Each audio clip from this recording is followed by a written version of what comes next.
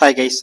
இந்த வீடியோவில் வந்து நிஃப்டி 50 பற்றி நம்ம ஒரு டீப்பான அண்டர்ஸ்டாண்டிங்கை வந்து நம்ம லேர்ன் பண்ண போகிறோம். ஸோ நிஃப்டி 50னா என்னங்கிறத நிறைய வீடியோவில் நீங்கள் பார்த்துருப்பீங்க பேசிக்காக. ஆனால் வந்து அதை பற்றி நம்ம ரொம்ப டீட்டெயில்டாக டெக்னிக்கலாக நம்ம எப்படி அது உருவாகுது, அதோடைய பேசிக் என்ன, அதோடைய காம்போசிஷன் என்ன அப்படிங்கிறத பற்றி நம்ம டீப்பாக பார்க்க போகிறோம். ஸோ இந்த மாதிரியான லெவல் டீப் ஆன ஒரு அண்டர்ஸ்டாண்டிங்கிறது வந்து எனக்கு தெரிஞ்சு வேறு எந்த வீடியோஸ்லையும் கொடுக்கல. அதனால் நான் உங்களுக்கு சொல்கிறேன். ஸோ ஸ்டாக் மார்க்கெட்டில் இதெல்லாம் நீங்கள் தெரிஞ்சுக்கிறது தான் வந்து நல்லதுன்னு நான் நினைக்கிறேன். ஏன்னா ரொம்ப மேலோட்டமாக நம்ம தெரிஞ்சுக்கிட்டு எல்லாமே நம்ம பண்ணிட முடியும்னு நம்ம நினைக்க முடியாது. ஸோ நம்ம சேனலே வந்து ஸ்டாக் மார்க்கெட்டை பற்றின ரொம்ப டீட்டெயில்டான அண்டர்ஸ்டாண்டிங்கை பற்றி தான் நம்ம வந்து பேசுவோம். ஸோ இப்போ ஃபஸ்ட்டு பார்த்தீங்கன்னா நிஃப்டி 50 அப்படிங்கிறது வந்து நம்ம பொதுவாக 50 கம்பெனி சேர்ந்து அந்த 50 கம்பெனிஸுடைய டோட்டல் வேல்யூ அப்படிங்கிற மாதிரி ஜென்ரலாக தெரிஞ்சு வச்சுருப்பீங்க. ஆனால் நம்ம வந்து அதைப்படி ஒரு படி மேலே போய் டீப்பாக பார்க்க போகிறோம். ஃபஸ்ட்டு வந்து பார்த்தீங்கன்னா இண்டிவிஜுவலாக ஒரு கம்பெனி, ஒரு ஷேர் மார்க்கெட்டில் ஒரு ஏங்கிற ஒரு கம்பெனி இருக்குன்னு வச்சுக்கோங்க. இந்த ஏங்கிற கம்பெனியில் லிமிட்டட் பை ஷேர்ஸ், அதாவது இந்த company entirely limited by shares. இந்த கம்பெனின்னா என்ன அப்படின்னா இது ஜஸ்ட் வந்து டோட்டல் நம்பர் ஆஃப் ஷேர்ஸ், அவ்வளோதான் இந்த கம்பெனி அப்படிங்கிறதே. ஸோ இப்போ எக்ஸாம்பிளுக்கு 1 கோடி ஷேர்ஸ் இந்த கம்பெனி இருக்குது அப்படின்னா இந்த கம்பெனிங்கிறது என்ன, சிம்பிளாக கம்பெனிங்கிறது அசட் வேல்யூ. சரிங்களா? அசட்டு, இதில் இருக்கிற பணம், இதில் இருக்கக்கூடிய total business value, brand value எல்லாமே டோட்டல் அசட்டு. நீங்கள் எல்லாமே வந்து ஃபினான்ஷியலாக நீங்கள் கனெக்ட் பண்ணிங்கனாலும் சரி, ஃபினான்ஷியல் இல்லாமல் இதோடைய பிராண்ட் வேல்யூ நீங்கள் கனெக்ட் பண்ணாலும் டோட்டல் அசட்டு தானே. ஏன்னா அதோடைய பேர் தானே அந்த பிராண்ட் வேல்யூங்கிறது. ஸோ இந்த டோட்டல் அசட்டு தான் வந்து டோட்டல் நம்பர் ஆஃப் டோட்டல் கம்பெனிங்கிறது. இந்த கம்பெனியை நம்பர் ஆஃப் ஷேர்ஸ் எவ்வளோ ஷேர்ஸாக பிரிச்சிருக்காங்க அப்படின்னு பார்த்தீங்கன்னா அது ஒவ்வொரு கம்பெனிக்கும் ஒவ்வொரு மாதிரி இருக்கும். இப்போ எக்ஸாம்பிளுக்கு 1 கோடி ஷேர்ஸாக நம்ம இந்த கம்பெனியை பிரிச்சிருக்காங்கன்னு வச்சுங்க. ஒரு ஷேருடைய மதிப்பு 100 ரூபாய் இருக்கலாம், 1000 ரூபாய் இருக்கலாம், 500 ரூபாய் இருக்கலாம், எவ்வளோ இருக்கோ அதை பொறுத்து.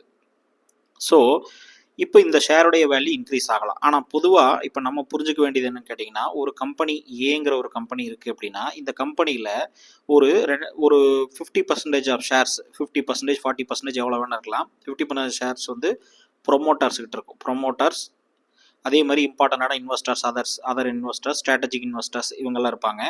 இந்த 50% ஷேர்ஸ் வந்து மார்க்கெட்டில் ட்ரேட் ஆகாது. ஏன்னா இவங்க வந்து எப்பவுமே இதை ஹோல்டு பண்ணியிருப்பாங்க இந்த கம்பெனியில். இந்த மீதி ஒரு 50% இருக்குன்னு பார்த்தீங்களா, இது எக்ஸாம்பிளுக்காக நான் 50% சொல்கிறேன். ஆனால் இது வந்து மாறலாம். 50% இப்போ எக்ஸாம்பிள் ப்ரொமோட்டர் ஹோல்டிங்ஸ் 30% இருக்க கம்பெனிஸ் கூட இருக்குது. அதனால் இது கம்பெனிஸ் மாறலாம். ஆனால் பொதுவாக ஒரு கான்செப்ட் படி பார்த்தீங்கன்னா இந்த ப்ரொமோட்டர்ஸ் ஹோல்டு பண்ணி இருக்கக்கூடிய இந்த சைடில் இருக்கக்கூடிய ஒரு ஆல்மோஸ்ட் இந்த கம்பெனியுடைய பாதியோ இல்லை 30% ஷேர்ஸோ வந்து மார்க்கெட்டில் ட்ரேட் ஆகாது. ஓகேங்களா? இது இவங்க ஹோல்டு பண்ணியிருப்பாங்க. மார்க்கெட்டில் ஃப்ரீயாக ட்ரேட் ஆகிட்டு இருக்கக்கூடிய இந்த பார்ட் இருக்கு இல்லைங்களா, மீதி பார்ட் ஷேர்ஸு, இதுதான் வந்து ட்ரேடபிள் ஷேர்ஸ் அப்படின்னு சொல்லுவோம். இதைத்தான் நம்ம வந்து வாங்கி வித்துட்ருப்போம், ட்ரேடபிள் ஷேர்ஸ். இதுக்கு இன்னொரு பேர் இருக்குது. இது வந்து டோட்டலாக இதை நீங்கள் இந்த பகுதியை மட்டும் நீங்கள் எடுத்தீங்க அப்படின்னா இதுக்கு பேர் ஃப்ரீ ஃப்ளோட் மார்க்கெட் கேபிட்டலைசேஷன் அப்படின்னு சொல்லுவோம். ஃப்ரீ ஃப்ளோட் எம் கேப்னு சொல்கிறேன். மார்க்கெட் கேபிட்டலைசேஷன் அப்படிங்கிறத எம் கேப் அப்படின்னு சொல்கிறோம். ஃப்ரீ ஃப்ளோட்னு சொல்கிறோம். ஏன்னா ஃப்ரீயாக ஃப்ளோட் ஆகிட்டு இருக்கு, மார்க்கெட்டில் ட்ரேட் ஆகிற மாதிரி. ஸோ இதுதான் ஒரு கம்பெனியுடைய பேசிக். அப்போது நிஃப்டி 50ங்கிறது என்னென்னா இந்த 50 கம்பெனி, இப்போ எக்ஸாம்பிள் நான் 5 கம்பெனியாக வச்சுக்கிறேன். இதையே இப்போ 1 2 3 4 ஒரு 5 கம்பெனியாக வச்சுக்குவோம். ஸோ இந்த 5 கம்பெனிலையுமே ஒரு பாதி என்ன சொல்லியிருக்கேன், இப்போ ஒரு சம் பர்சன்டேஜ் வந்து அந்த ப்ரொமோட்டர் ஹோல்டிங் இருக்கலாம். இந்த மீதி பர்சன்டேஜ் இருக்குது இல்லைங்களா, மீதி இது ஃப்ரீ ஃப்ளோட்டாக ட்ரேடபிள் ஷேர்ஸாக இருக்குது. இதுகெல்லாம் கம்பைன் ஆகி தான் நமக்கு இந்த 50 கம்பெனியை நம்ம 5 கம்பெனியாக வச்சுக்கோங்க. இது 50ன்னு நீங்கள் நினச்சிக்கங்க. ஏன்னா 50 நம்ம வரைஞ்சிட்டு இருக்க முடியாது. ஸோ இதுக்கு பேர் தான் free float M cap of this 50 companies. கரெக்டுங்களா? இது லாஜிக்காக படி பார்த்தா ஒரு கம்பெனிக்கு அதுதானா 50 கம்பெனிக்கு இதாக இருக்கும். அப்போது இந்த ஒரு கம்பெனி 10 ரூபா சம்பாரிச்சது ப்ராஃபிட் அப்படின்னா அதில் இந்த என்டையர் இந்த ஃப்ரீ ஃப்ளோட்லேயுமே என்ன இருக்குது, இந்த 50 கம்பெனிலையுமே இந்த 5 ரூபா சம்பாதிக்குது, இது 10 ரூபா சம்பாதிக்குது, இது வந்து 20 ரூபா சம்பாதிக்குது, இது 30 ரூபா சம்பாதிக்குது. அப்போது இந்த என்டையர் நிஃப்டி 50ங்கிறது இந்த 50 கம்பெனியை சேர்த்து தான் குறிக்கும். இந்த ஃப்ரீ ஃப்ளோட் மார்க்கெட் கேபிட்டலைசேஷனுடைய வேல்யூ தான் நிஃப்டி வந்து 25,000, 24,000, 30,000 இந்த மாதிரிலாம் சொல்லிட்டு இருக்கோம் நம்ம. ஓகேங்களா? இந்த நிஃப்டி 50ங்கிறது வந்து இந்த கணக்குப்படி இந்த ஷேர்ஸை தான் டோட்டலாக கூட்டுறாங்க. அப்போது இப்படி கூட்டினாங்கன்னா நிஃப்டிக்குன்னு சொல்லி அப்போ ப்ராஃபிட் இருக்கா லாஸ் இருக்கான்னா எஸ். அப்போது நிஃப்டிக்கு அப்படின்னு சொல்லி ப்ராஃபிட்டும் இருக்குது. ஏன்னா நிஃப்டியுடைய ப்ராஃபிட் அப்படிங்கிறதா இந்த 5 கம்பெனியுடைய இந்த ஃப்ரீ ஃப்ளோட் மார்க்கெட் கேபிடலைசேஷனுடைய கூட்டின ப்ராஃபிட் தான் நிஃப்டியுடைய ப்ராஃபிட். அப்போது நிஃப்டி வந்து ஏர்னிங்ஸ் இருக்கான்னு கேட்டிங்கன்னா இதுதான் ஏர்னிங் பர் ஷேர் வந்து நிஃப்டிக்கும் இருக்குது. ஓகேங்களா? ஏன்னா இதை நம்ம கூட்டி நம்ம இந்த வழியாக பார்க்குறோம். ஓகேவா? இதுதான் வந்து சிம்பிள் ஐடியா ஆஃப் நிஃப்டி 50 அப்படிங்கிறது. இந்த 50 கம்பெனியை எப்படி வந்து பிரித்து ஆட் பண்ணியிருக்காங்க அப்படிங்கிறது வந்து உங்களுக்கு இப்போ புரிஞ்சிருக்கும் இல்லையா? அதுக்கு முன்னாடி ஒரு சின்ன இன்ஃபர்மேஷன் கொடுக்குறேன். இப்போ நீங்கள் வந்து ஸ்டாக் மார்க்கெட்டை லேர்ன் பண்ணணும் அப்படின்னு நினச்சிங்க அப்படின்னா என்னுடைய இன்வெஸ்டர்ஸ் தமிழில் நான் லைவ் கிளாஸ் நான் கொடுத்துருக்கேன். இது வந்து ரெக்கார்டட் கிளாஸாக கொடுத்துட்டு லைவில் டவுட் கிளியர் செக்ஷன் நம்ம கண்டக்ட் பண்ணுவோம். இந்த investorstamil.comங்கிற வெப்சைட்டுக்கு போயிட்டு நம்மளுடைய இந்த கோர்ஸை பற்றின டீட்டெயில்ஸ் எல்லாமே இந்த வீடியோஸ்லேயும் டீட்டெயிலாக கொடுத்துருக்கேன். நீங்கள் செக் பண்ணி பாருங்கள். ஸோ செக் பண்ணி பார்த்துட்டு உங்களுக்கு வந்து விருப்பப்பட்டால் நீங்கள் வந்து ஜாயின் பண்ணணுன்னா நீங்கள் டெலிகிராம் லிங்க் கீழே கொடுத்துருக்கேன், நீங்கள் செக் பண்ணி பாருங்கள். ஸோ இப்போ வந்து பார்த்தீங்கன்னா இந்த நிஃப்டி 50 பற்றி நம்ம பார்த்துருவோம். இப்போது ஓகேங்க, இப்போது ஒவ்வொரு கம்பெனிலையும் இந்த மாதிரி நம்ம டோட்டலாக ஆட் பண்ணி அதை ஒரு அசட்டாக மாற்றி நம்ம வைக்கிறதா நிஃப்டி 50 அப்படின்னு சொல்கிறீங்க அப்படின்னா அப்போது இது எல்லா கம்பெனி ஈக்குவலாக வெயிட்டேஜ் பண்ணியிருப்பாங்களான்னு கேட்டிங்கன்னா கிடையாது. இப்போ எக்ஸாம்பிள், இப்போது ஏங்கிற கம்பெனி இருக்கு இல்லையா, ஏங்கிற கம்பெனிலேருந்து 30% தான் இந்த நிஃப்டி 50க்கு ஒதுக்கியிருப்பாங்க. பிங்கிற கம்பெனியிலிருந்து ஒரு 40% தான் ஒதுக்கியிருப்பாங்க. சரிங்களா? இப்போது எக்ஸாம்பிள் நிஃப்டி 50ங்கிறது 100% எடுத்துக்கிட்டிங்கன்னா இந்த ரிலையன்ஸ் அப்படிங்கிற ஷேர்ஸ் வந்து ஒரு 10% அதில் வந்து ஒதுக்கியிருக்கலாம். ஹெச்டிஎஃப்சி பேங்க் வந்து ஒரு 9% இந்த நிஃப்டி 50க்கு ஒதுக்கியிருக்கலாம். சரிங்களா? 9% மீன்ஸ் 9 இந்த ஃப்ரீ ஃப்ளோட் மார்க்கெட் கேபிடலைசேஷனில் 9% வெயிட்டேஜ் வந்து டோட்டலாக அவங்க கொடுத்துருப்பாங்க. அப்போது எப்படின்னா இந்த நிஃப்டி 50ங்கிறது ஈக்குவலாக டிவைட் ஆகிறது இல்லை. நிஃப்டி 50ங்கிறது not equal to equal share of Reliance, HDFC எல்லாமே. இப்போ 50 கம்பெனினா இந்த 50 கம்பெனியுமே ஈக்குவலாக எல்லா கம்பெனிலையுமே 5% எடுத்து ஒதுக்குறது கிடையாது. ஸோ கம்ப்ளீட்டாக அவங்க என்ன பண்ணுறாங்க அப்படின்னா 50 கம்பெனிக்கு ஒரு பர்சன்டேஜ் எடுத்தால் 50% வரும் இல்லையா? ஸோ இப்படி வந்து ஒதுக்குறது கிடையாது, ஈக்குவலாக ஒதுக்குறது கிடையாது. ஒரு கம்பெனியோடைய வெயிட்டேஜ் நிஃப்டியில் அதிகமாக இருக்கும், இன்னொரு கம்பெனியோடைய வெயிட்டேஜ் வந்து நிஃப்டியில் கம்மியாக இருக்கும். அப்போது இதை நீங்கள் புரிஞ்சுக்கணும். ரெண்டாவது என்னென்னா இந்த 50 கம்பெனியும் 50 டிஃப்ரெண்ட்டாக இருக்கும் அப்படின்னாலும் கூட இதில் செக்டார் வைஸ் இருக்கு இல்லையா? இப்போ எக்ஸாம்பிள் ஃபினான்ஷியல் செக்டாரெல்லாம் ஒரு சில விஷயங்கள் எக்கனாமிக்கல் டெவலப்மெண்ட் வந்தாலோ ப்ராப்ளம் வந்தாலோ ஃபினான்ஷியல் செக்டார்லாம் ஒரு மாதிரி பாதிக்கப்படும். ஹாஸ்பிட்டல் எடுத்துக்கிட்டிங்க அப்படின்னா ஹெல்த் கேர் செக்டார்லாம் ஒரு மாதிரி இருக்கும், ஆயில் எனர்ஜி செக்டார்னா அது ஒரு மாதிரி இருக்கும். அப்போது செக்டாரல் வெயிட்டேஜ் அப்படிங்கிறது முக்கியம். இப்போது இந்த வெயிட்டேஜ் இதெல்லாம் வந்து நிஃப்டியில் மாறி மாறி ஒதுக்கியிருப்பாங்க, அதை வந்து மாற்றுவாங்க. அது எல்லா டைமும் ஒரே மாதிரி இருக்காது. ஒரு கம்பெனியை நிஃப்டி 50க்குள்ளேருந்து எடுப்பாங்க, இன்னொரு கம்பெனியை சேர்த்துவாங்க. ஓகேங்களா? இப்போது இது எல்லாமே கலந்தது தான் நிஃப்டி 50. அப்போ இது எப்படி நம்ம புரிஞ்சுக்கிறது, எப்படி நம்ம கண்டுபிடிக்கிறது, இதனால நமக்கு என்ன பெனிஃபிட் அப்படிங்கிறத சொல்கிறேன். இப்போ வந்து பார்த்தீங்கன்னா நீங்கள் நெட்டில் போயிட்டு நீங்கள் நிஃப்டி இண்டெக்ஸோகிராம் அப்படின்னு சொல்லி அடிங்க. என்எஸ்சி இண்டெக்ஸோகிராம்னு சொல்லி இது பிடிஎஃப் ஃபைல் வருது இல்லையா? அது ஜஸ்ட் நீங்கள் கூகுள் அடிச்சிங்கனாலே வரும். இதில் பார்த்தீங்க அப்படின்னா February 27 உங்களுக்கு வந்து ஆட்டோமேட்டிக்காக என்ன கொடுத்துருக்காங்க, ஒரே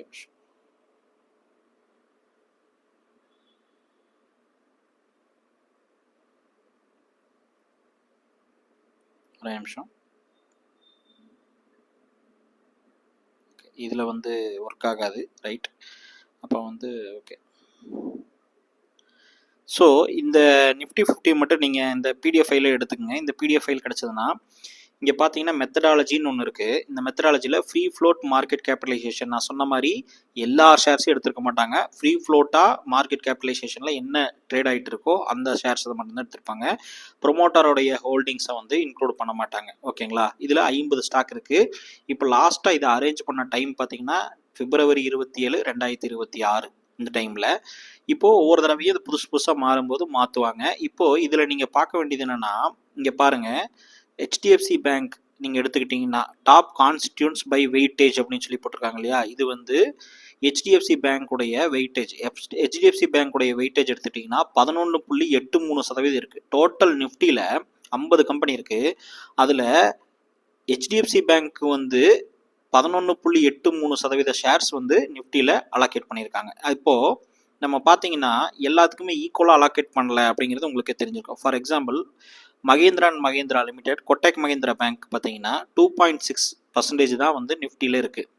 சப்போஸ் ஹெச்டிஎஃப்சி பேங்க் ஒரு 2% மூவ் ஆகுது அப்படின்னா இது 11% வந்து நிஃப்டி 50ல் ஹெச்டிஎஃப்சி பேங்க் தான் இருக்குது. அப்போ என்ன ஆகும், ஹெச்டிஎஃப்சி பேங்க்கை மூவ் ஆச்சு அப்படின்னா நிஃப்டியுடைய ஆதிக்கம் ரொம்ப ஜாஸ்தியாக இருக்கும். அதாவது நிஃப்டி வந்து மூவ் ஆகிறதுக்குண்டான சான்ஸ் வந்து ரொம்ப ஜாஸ்தியாக இருக்கும். இதுவே வந்து கொட்டக் மகேந்திரா பேங்க் மூவ் ஆச்சு அப்படின்னு வச்சுங்களேன், 2.6% தான் அதோடைய ஹோல்டிங் ஷேர்ஸ் இருக்குது. அப்படிங்கும்போது இது வந்து பெரிய லெவலில் அஃபெக்ட் பண்ணாது, ஆனால் கண்டிப்பாக அஃபெக்ட் பண்ணும். ஏன்னா 2.6% இருக்கு இல்லையா, அது மாதிரி. இப்போ ஐசிசி பேங்க் எடுத்துக்கிட்டிங்கன்னா 8.5%, ரிலையன்ஸ் இண்டஸ்ட்ரீஸ் எடுத்துக்கிட்டிங்கன்னா 8% இந்த மாதிரி அலோகேட் பண்ணியிருக்காங்க. ஸோ இப்போ இதில் ஒவ்வொரு கம்பெனிக்கும் இந்த மாதிரி அலோகேட் பண்ணியிருப்பாங்க. அதில் பார்த்தீங்கன்னா டாப்பில் இருக்கிறது மட்டும் தான் கொடுத்துருக்குறாங்க. அப்போது நீங்கள் இன்னுமே லாஸ்ட்டில் போக போக எந்த அளவுக்கு ஷேர்ஸை வந்து ஒரு சில கம்பெனிஸ்க்கு அலோகேட் பண்ணியிருப்பாங்க, 1%, 0.5% இப்படி தான் கூட இருக்கும்.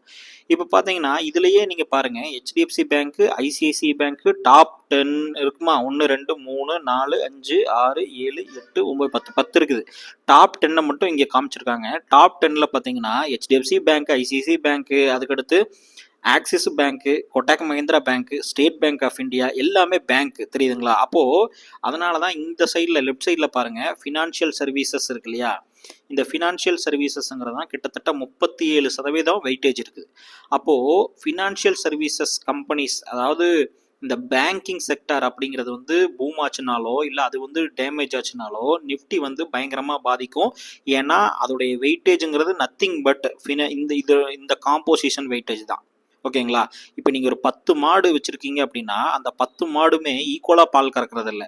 ஒரு மாடு வந்து ஜாஸ்தியாக கறக்கும், ஒரு மாடு கம்மியாக கிடக்கும். அதில் வந்து ஒரு 3 மாடு வந்து இருக்கிறதுலே ஹையஸ்ட்டாக கறக்குதுன்னு வச்சுக்கோங்க. அந்த 3 மாட்டில் ஒரு மாட்டுக்கு உடம்பு சரியில்லை அப்படின்னா உங்களுடைய பால் வரவு ரொம்ப கம்மியாக இருக்கும்.